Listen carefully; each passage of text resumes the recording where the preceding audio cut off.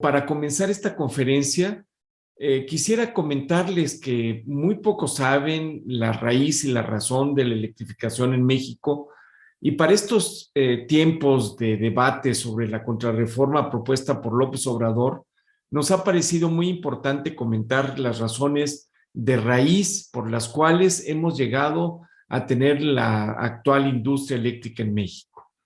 La electrificación en México se inició hace más de 140 años, en el año 1879, en pleno Porfiriato, con la instalación del primer generador eléctrico en la ciudad de León, Guanajuato, en una fábrica textil llamada La Americana. Esta primera instalación eléctrica mostró las grandes ventajas que tenía el uso de la electricidad respecto a cualquier otra energía para la producción industrial y la minería principalmente, de tal forma que al poco tiempo, después de la instalación de esta primera planta generadora de electricidad, la expansión de las centrales eléctricas se realizó a una velocidad impresionante en nuestro país, instalándose principalmente en minas y fábricas, y la energía remanente se solía vender a las aldeas o pueblos aledaños a precios muy altos. Tan solo 2 años después de la instalación de la primera central generadora en México, para el año 1881, aparecen los primeros alumbrados públicos en la Ciudad de México, usando para iluminar y proporcionar transporte a las zonas ricas de la ciudad. Porfirio Díaz le da carácter de servicio público a la electricidad e instala 40 lámparas de la Night Company en una plaza pública y 100 lámparas en la Alameda Central.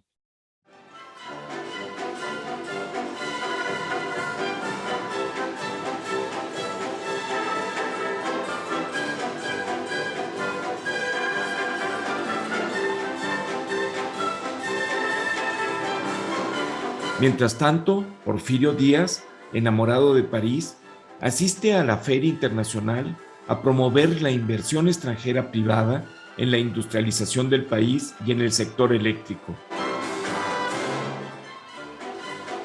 Para el año 1902 se crea la compañía canadiense Mexican Light and Power Company, y en la ciudad de Necaxa se instala una planta hidroeléctrica de 31.5 megawatts.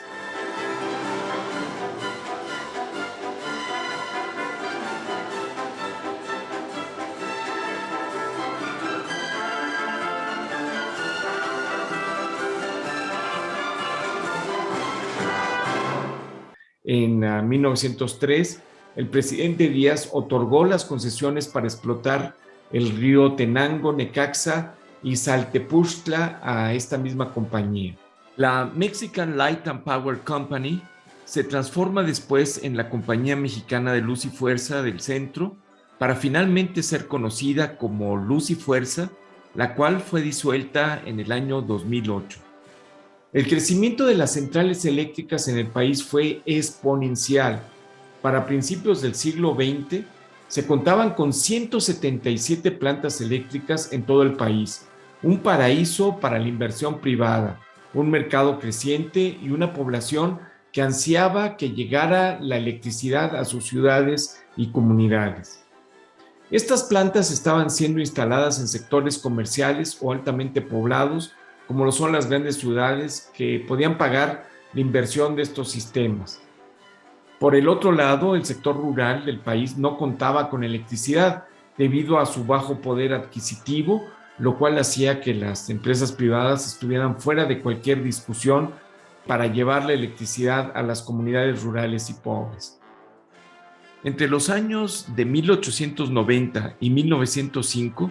la mayoría de las más de 100 compañías que producían electricidad eran pequeñas o microempresas de origen mexicano, instaladas principalmente en el centro del país, pero esto cambió drásticamente al poco tiempo. Para el año 1905, las empresas de capital canadiense Luz y Fuerza, la Compañía Mexicana de Electricidad, la compañía explotadora de las fuerzas eléctricas de San Ildefonso, fueron haciéndose cada año más poderosas hasta consolidarse casi como un monopolio. Para el año 1906, Porfirio Díaz les dio a los canadienses la concesión de las ciudades de Puebla, Hidalgo, Estado de México, Ciudad de México y Michoacán, consolidándose como las grandes compañías de electricidad. De esta forma, para el año 1910, el 80% de la electricidad producida en México estaba en manos de empresas mayoritariamente extranjeras. The Mexican Light and Power Company, The American and Foreign Power Company y Compañía Eléctrica de Chapala, las cuales fueron absorbiendo gran parte de las pequeñas compañías mexicanas, incrementando su poderío y redes de distribución, logrando de esta manera un monopolio eléctrico que duró por más de 20 años. Como resultado de la Revolución Mexicana se creó la Constitución de 1917, la cual abre la oportunidad para la incorporación del gobierno en el mercado eléctrico. Sin embargo, durante los años de 1920 a 1938, se reconoce como el crecimiento y la consolidación de monopolios y el aumento de las tarifas, con poco o nulo control por parte del Estado.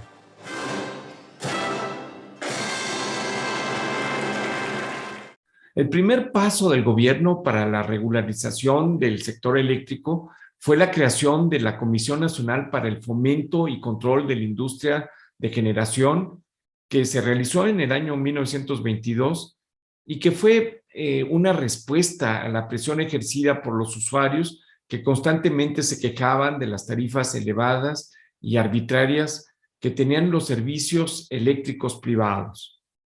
Esta Comisión Nacional para el Fomento y Control de la Industria de Generación cambió de nombre para convertirse en la Comisión Nacional de Fuerza Motriz, la cual intentó mitigar muchas veces sin éxito los abusos monopólicos mientras continuaba intentando atraer la inversión privada para expandir el servicio eléctrico a todas las áreas del país donde potencialmente se pudieran instalar principalmente industrias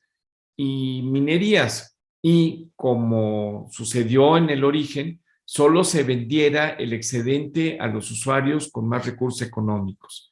En el año 1926 se crea el Código Eléctrico Nacional, el cual sostiene en forma principal que la electricidad es un bien público y habilita al Congreso para legislar cualquier asunto correspondiente al servicio eléctrico.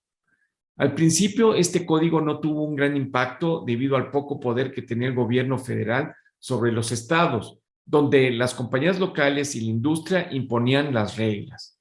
Durante los años de 1911 a 1920, los trabajadores eléctricos comenzaron a organizarse en comités para demandar mejor educación y condiciones de trabajo, y precisamente en 1911 se forma la Liga de Electricistas Mexicanos, la cual demandaba educación, conferencias sobre electricidad, títulos de competencia y un periódico sobre temas de trabajo, así como protección al trabajo y apoyo al inventor eléctrico nacional.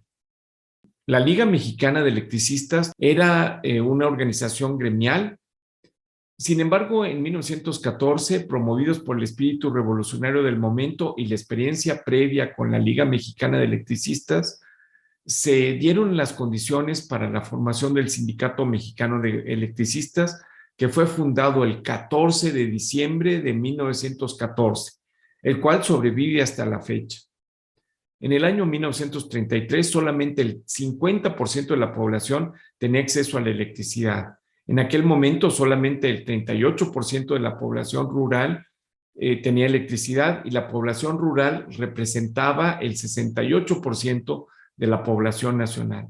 También la oferta de electricidad no igualaba a la demanda y las caídas del sistema eran de lo más frecuente. El problema con las altas tarifas eléctricas continuaba, ya que eran seleccionadas arbitrariamente con altos costos para los usuarios. La falta de tener una entidad regulatoria dio como resultado que en el país existieran más de 30 voltajes de operación y transmisión y dos tipos de frecuencias, 50 y 60 Hz. El 2 de diciembre de 1933, el presidente general Abelardo L. Rodríguez envía al Congreso una iniciativa para la creación de la Comisión Federal de Electricidad. La CFE fue creada por la necesidad de tener un marco regulatorio para el sector eléctrico y su mercado. La iniciativa de la creación de la Comisión Federal de Electricidad fue un acierto del presidente Abelardo Rodríguez. Sin embargo, la consolidación de la creación de la Comisión Federal de Electricidad corresponde al presidente Lázaro Cárdenas, quien la creó con dos objetivos principales: funcionar y operar como una agencia reguladora y mediadora entre las compañías privadas y el gobierno, y proveer energía eléctrica a estas áreas donde las compañías privadas no entraban porque no era rentable para ellas. Los primeros proyectos de CFE fueron desarrollados en los estados de Guerrero, Michoacán y Sonora, lugares que fueron escogidos por sus condiciones de pobreza o bien por una ubicación muy remota. En 1934, el presidente Cárdenas, con una mentalidad decididamente sindicalista, otorgó un gran poder al Sindicato Mexicano de Electricistas, y en 1936 el sindicato golpeó a la productora de electricidad, Impulsora Eléctrica, y a 7 subsidiarias. El presidente Cárdenas, con un sentido cuestionablemente nacionalista, evitó la incorporación de capital extranjero en los proyectos eléctricos, el cual bajó a menos de 1%, dada la incertidumbre legal y contractual de las decisiones presidenciales, el creciente poder de la Comisión Federal de Electricidad y el gran poder otorgado a los sindicatos en esa época, y como consecuencia el crecimiento en forma impresionante de la corrupción y la falta de empeño en realizar las labores eficientes para la generación, transmisión y distribución de la electricidad en el país. En 1938, el Congreso aprueba el Acta del Servicio Público de la Electricidad, la cual establece fuertes regulaciones sobre el mercado eléctrico. Ese mismo año, el presidente Cárdenas expropia el petróleo del país y promulga un cambio sustancial en el artículo 27 de la Constitución. Debido a la sustancial baja de la inversión local y extranjera en el mercado eléctrico, la baja utilidad, la incompetencia y la incertidumbre legal producida por las decisiones nacionalistas del presidente Cárdenas, la Comisión Federal de Electricidad recibe instrucciones de comprar a bajos precios los activos de las compañías, sobre todo extranjeras, que generaban electricidad. Durante los siguientes 20 años, desde principios de 1940 hasta finales de 1950, CFE fue adquiriendo los pequeños monopolios regionales de generación y distribución eléctrica, sobre todo en manos de extranjeros, y los consolidaba bajo factores técnicos estandarizados. Adicionalmente, en la década de los 40, para demostrar que la Comisión Federal de Electricidad era capaz de realizar proyectos grandes que antes solo las empresas extranjeras hacían, construye la primera central a gran escala, que es la hidroeléctrica de Iztapantongo. Y es de esta manera que durante las décadas de 1940 a 1950, el 82% de la inversión en el sector eléctrico fue realizado por Comisión Federal de Electricidad y solamente el 18% por su contraparte privada, y solamente en casos especiales. Para el año 1960, año de la nacionalización de la industria eléctrica, el 54% de la capacidad instalada en el país correspondía a CFE, 25% a Mexican Light and Power, 15% a Impulsora de Electricidad y el 9% estaba repartido en diferentes empresas. En ese año, Comisión Federal de Electricidad adquiere el 95% de la compañía Mexican Light and Power y el 100% de la empresa Impulsora Eléctrica, golpeada fuertemente por el Sindicato Mexicano de Electricistas.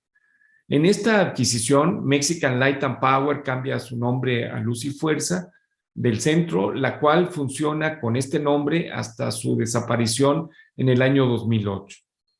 Después de estas adquisiciones, el gobierno decide cambiar la Constitución y señala que es responsabilidad solamente del Estado la generación, transmisión y distribución de electricidad, así como proveer la electricidad usada como servicio público. Esto quiere decir que a partir de la década de 1960, el gobierno no va a dar concesiones a privados y de esta forma CFE y Luz y Fuerza se convierten en las únicas empresas permitidas para la producción de electricidad, a excepción de la planta eléctrica del Grupo Industrial de Monterrey, la cual durante la Segunda Guerra Mundial había recibido de parte del gobierno de Estados Unidos las turbinas General Electric Frame 5. Al mismo tiempo que se creó el monopolio absoluto del Estado en la generación y distribución de la electricidad, la CFE también estandarizó los criterios técnicos del sistema eléctrico nacional, unificó los voltajes y creó redes interconectadas en el país. Sin embargo, no fue hasta 1976, después de años de discusiones técnicas, que se llegó a la decisión de no mantener dos frecuencias en el país y se decidió unificar la frecuencia nacional de generación a 60 Hz, considerando la facilidad de interconexión con Estados Unidos, quienes solo tienen la frecuencia de 60 Hz. CFE, con carácter gubernamental, tenía como objetivo el promover equidad social, subsidiando de esta manera el precio de la electricidad, volviendo costeable para la población nacional el uso de electrodomésticos y la atracción de inversión extranjera. Debido a la capacidad de producción de petróleo con la que contaba el país, las plantas eléctricas funcionaban a base de este combustible, aun cuando fuera contaminante.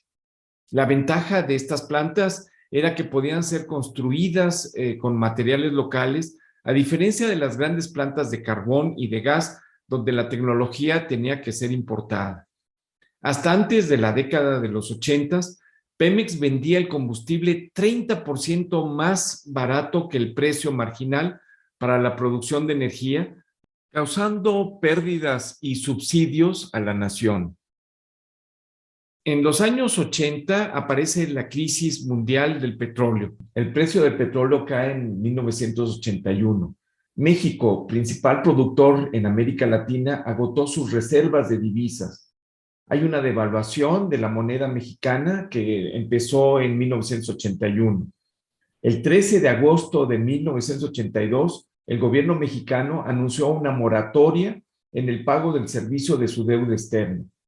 El 1 de septiembre de 1982 se nacionalizaron todos los bancos y se imponen impuestos cambiarios. La moratoria de México se prolongó hasta 1983 y existe un acuerdo de emergencia con el Fondo Monetario Internacional. México está en crisis.